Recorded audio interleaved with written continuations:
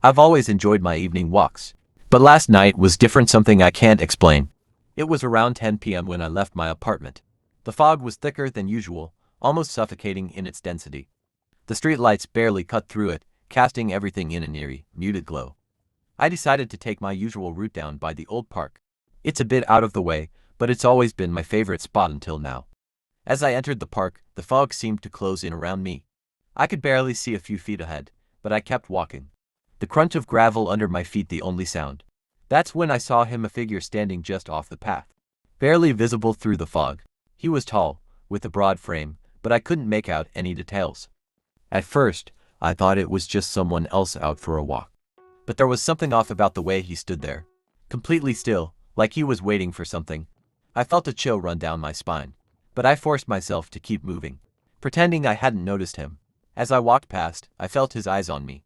I couldn't see his face, but I knew he was watching. The further I went, the heavier the air seemed to get, pressing down on me like a weight. I quickened my pace, my heart beginning to race, but I didn't dare look back. Then I heard a soft, rhythmic tapping, like someone tapping their fingers against a wooden surface. It was faint at first, but it grew louder, following me as I walked faster and faster.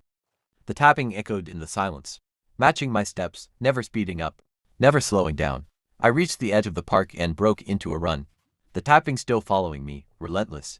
My apartment building was just ahead, the lights in the lobby a beacon of safety.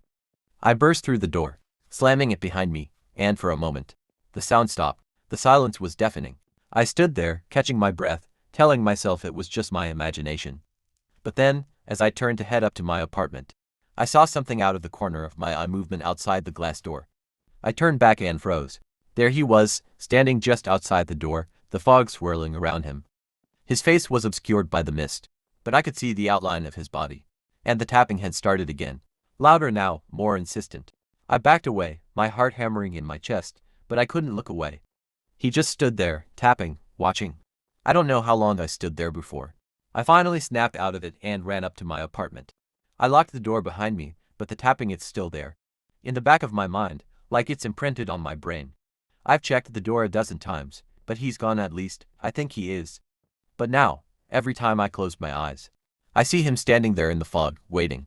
And I can't help but wonder if he'll be there again tonight. Tapping, watching, waiting for me to step outside.